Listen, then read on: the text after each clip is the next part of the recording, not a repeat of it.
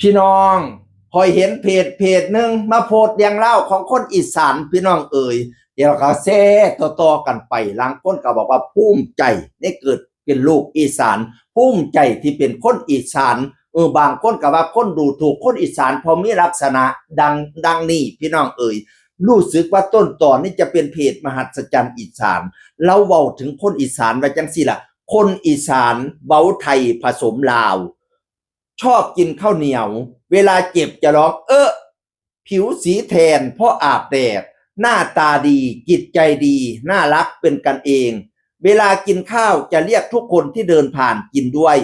เวลาพูดไทยย่อมอันสันวาประสันนะเป็นคือจังเขาว่าบอกพี่น้องคนอีสานมักเบ้าไทยผสมลาวโดยเฉพาะเด็กน้อยคนอีสานรุ่นใหม่เนาะเวลาไปเรียนหนังสือนะก็จะเบ้าไทยแหน่เบ้าลาวแหน่ปนกันไปมุนเอเล่ปันติเหตุกันยังว่ากลัวโอ้ยคุณครูก็สอนอีหยังบ่ฮู้บ่เฮ้ยเนาะโอ้ยหิวข้าวจังเราไปเที่ยวกันดีไหมวันนี้นะโอ้ยไม่อยากเรียนเลยเป็นไม่รู้มึงอ่ะ เป็นเด็กน้อยสมัยเป็นคนไทยกระเติงเลืองล่านะไทยแน่เล่าแน่ผสมกันไปแนวพอกับแม่กันไปเฮ็ดงานเนาะอยู่กับตากับยายกับปู่กับย่าอยากให้ลูกเว้าไทยอยากให้หลานเว้าไทยสอนลูกสอนหลานเว้าไทย ผู้เฒ่าก็เว้าเปลี่ยนแน่บ่เปลี่ยนแน่ล่ะเนาะภาษาไทยซุมื้อนี้ก็เลยเป็นกระเติงเลืองล่าตั้งแต่ก็เลยเขาเลยบอกว่าเว้าไทยผสมลาวพะนะว่าสมัยข่อยเปลี่ยนเด็กน้อยโอ้ยเว้าแต่ลาวจ้อยๆล่ะพี่น้องเอ้ยแต่ก็ภาษาที่พูดกันเนี่ยภาษาที่เว้ากันมาเว้าลาวดิบ่ว่าเว้าอีสานดิสมัยข่อยเป็นเด็กน้อยประถมน่ะมาเว้าลาวต่อมาคนภาคกลางมักดูถูกว่าพวกอีสานว่าพวกลาวดูถูกว่าเป็นลาวบัดนี้นี่คนอีสานก็เลยเปลี่ยนใหม่สันไม่ใช่ลาวนะฉันเป็นคนไทยอีสานพะนะวะ โอ้ยอันว่าคนเขาสิดูถูกสิเปลี่ยนซื้อร้อยซื้อพันซื้อเขาก็ดูถูกคือเก่า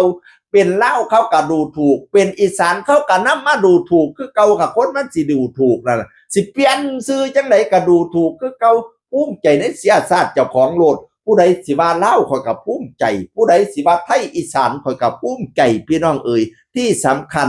อย่าดูถูกตัวเองอย่าดูถูกเสียพ่อพันแม่เจ้าของซุมื้อนี้โอ้ยเป็นจังไดบุลาวดูถูกลาวพี่น้องเอ๋ย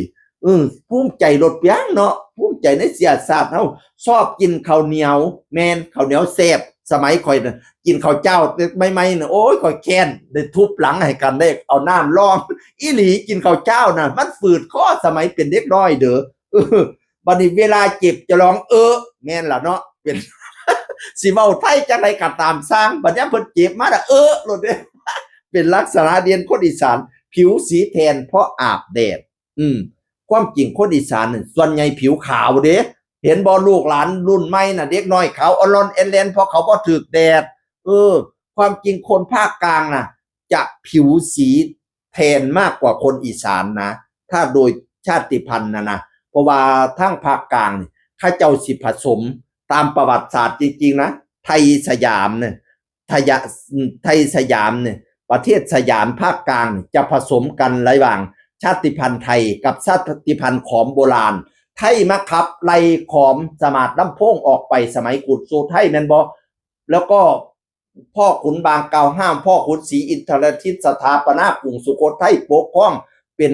อาณาจักรสุโขทัยนั่นน่ะไทยมาไล่ขอมสมาร์ทบันพงออกไปสมาร์ทลำโพงเขาเจ้าเป็นชนพื้นเมืองพวกขอมน่ะพวกขอมสิผิวสีดำๆซะนี่ล่ะพี่น้องเอ๋ย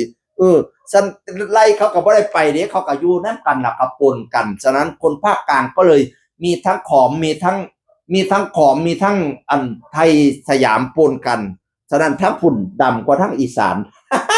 หน้าตาดีจิตใจดีน่ารักเป็นกันเองอันนี้สุดยอดหน้าตาดีคนอีสานยอมรับบ่เถียง จิตใจดีสุดยอดบ่ด่าบ่ให้ผู้ใดน่าฮักแน่นอนบ่เถียงเป็นกันเองแน่นอนบ่เถียงเวลากินข้าวจะเรียกทุกคนที่เดินผ่านมาเด้อกินข้าวมาเด้อกินข้าวมันเป็นลักษณะพี่น้องเอ๋ยกินข้าวอยู่นอกศาลเนาะแต่ก่อนน่ะเป็นเดินนอกศาลพูดคนก็ย่างไกลไปการให้มาเด้มันบ่มีหัวรอบรั้วรอบขอบชิดพี่น้องมาเด้อกินข้าวก็เอิ้นกันกินข้าวซั่นตัวเวลาพูดย่อมอัน ฉันมา อันฉันว่าเป็นลักษณะคนอีสาน สรุปแล้วก็ภูมิใจภูมิใจที่เป็นคนอีสานพี่น้องเอ๋ยแล้วขอกระโบดูถูกผู้อื่นพร้อมว่าเพื่อนชาติพันธุ์ในเอเชียเนี่ยอย่าดูถูกกันเถอะมันปนกันไปปนกันมาแล้วละไทยก็อย่าดูถูกเล่าวก็อย่าดูถูกไทยอย่าไปดูถูกพม่าอย่าไปดูถูกเขมรอย่าสุด่ากันไปด่ากันมาสมัยสมัยชาติพันธุ์มันปนกันหมดแล้วแต่ก่อนพม่าก็มาปกครองล้านนา200 กว่าปีผุนติเขาเจ้าว่าน่ะเสียศาสตร์มันก็ไหลหากกันไปแล้ววันนี้ไทยก็ถือกวาดต้อนไปทั้งพม่านั่นก็ไหลหากไปกันแล้วพี่น้องเอ๋ยไทยก็ไปกวาดต้อนลาวมาก็ไหลหากใส่กันแล้วไทยไปกวาดต้อนเขมรมาก็ไหลหากใส่กันแล้วในสยามก็ผสมกันระหว่างขอมกับไทยตั้งแต่ช่วงแรก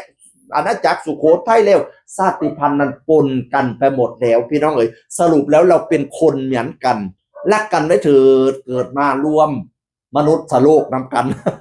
ชาติพันธุ์ใดก็ฮักกันไว้โลดพี่น้องเอ๋ยเสียงคนเก่าเว้าสู่ฟังสวัสดีครับสวัสดีครับ